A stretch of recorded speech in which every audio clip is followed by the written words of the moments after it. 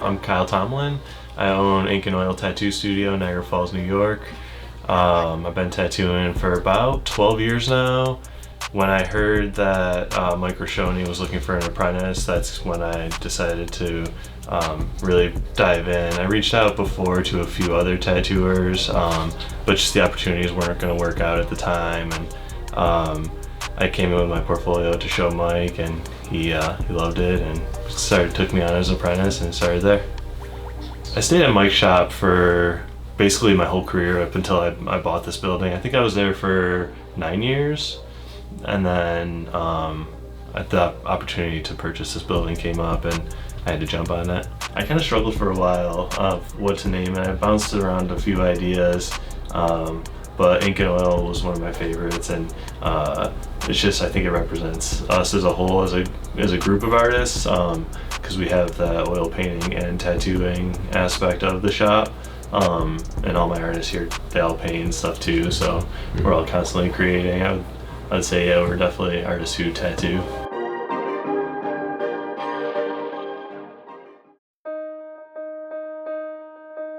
As long as I can remember was drawing, and my parents still find sketchbooks from when I was younger. I was, I think, around like 12 or 15. I started like painting a mural on my parents' ceiling in my bedroom, and it was just something that I always loved doing, and it just kept me busy. And yeah, I just fell in love with it. Once I hit high school too, they kind of pushed me to start painting more, and I really started to learn how to oil paint, and that's when I really fell in love with painting and art.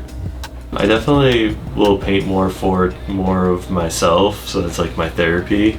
I don't do too many commissions because of that, but every once in a while I will take one on. But it's more of like my personal exploration. That's why I think it's always cool when someone wants to get that work tattooed on them.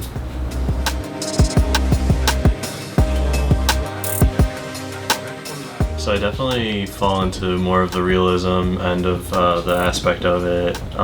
Even Black and Grey Realism is kind of my specialty. But I do tend to kind of throw in other elements, like I said earlier, like more traditional elements or neo-traditional. Sometimes it'll just be some geometric stuff or some kind of watercolor brushstroke patterns, just to kind of make it a little bit more interesting for the viewer and to help fit the body better. It kind of depends on the piece. Sometimes I try and always have everything complement the body too, so those elements will basically kind of fit the body, whichever like limb it is. Maybe I'll throw in a watermark that kind of flows with the body, muscle structure, stuff like that. But sometimes too, having the contrast of like a geometric or like a traditional piece against a nice realism piece is super interesting. I kind of like to do things that kind of make you think about what the pieces mean, or I'll focus on some portrait work. I even like to do more of architectural stuff too. Anything with a lot of high detail and everything that can kind of translate well to tattooing.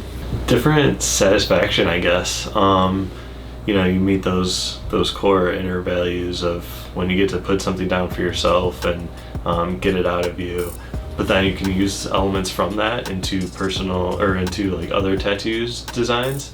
So there's elements from my personal work that I try to put into other people's tattoos as well, to kind of help with that correlation of tattooing and painting.